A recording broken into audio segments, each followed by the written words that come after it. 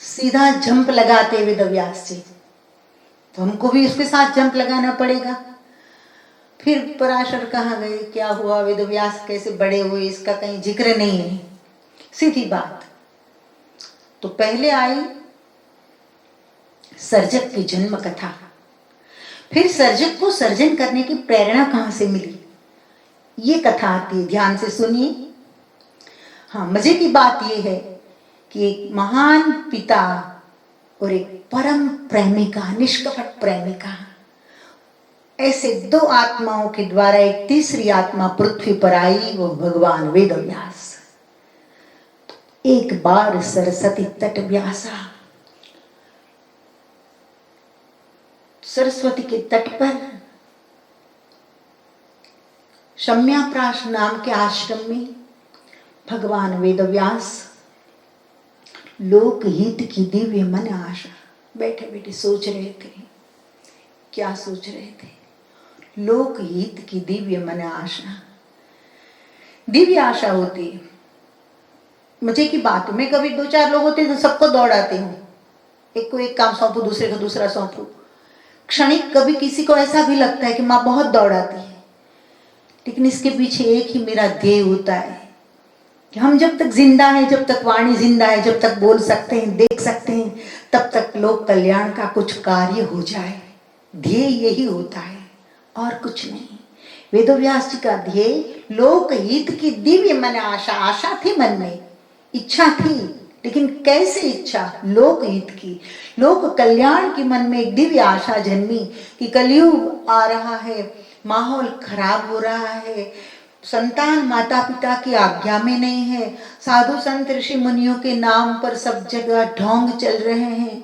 इतना ही नहीं, बूढ़े लोग भी नहीं समझते हैं और ज्ञाति के हिसाब से नीति नियम ऐसी डाउरी सिस्टम की बना दी होती है कि कोई बेटा बेच रहा है, कोई बेटी बेच रहे हैं और पवित्र लग्न ग्रंथि का नाम देते हैं इसको।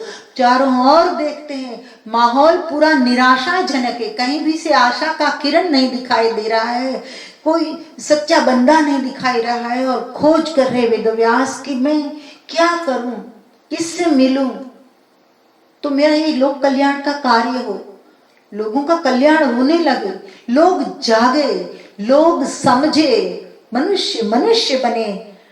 मानवता के बिना के मानव चारों ओर भटक रहे हैं, लेकिन उनमें से मानवता खो गई है। क्या करूं? इसलिए लोकहित की दिव्य मन आशा।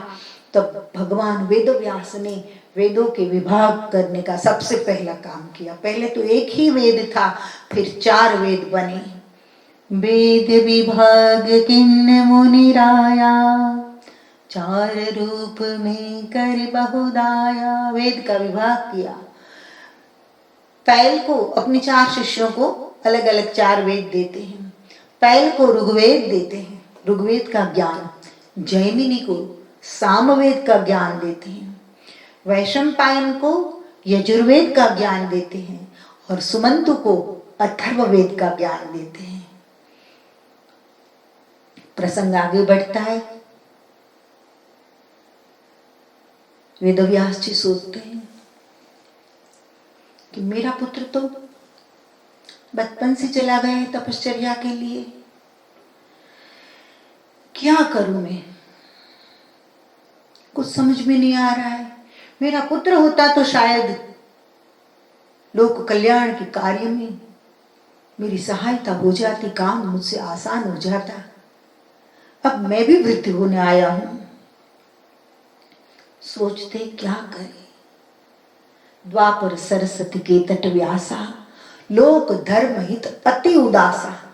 अत्यंत उदास हो गए, अत्यंत उदास।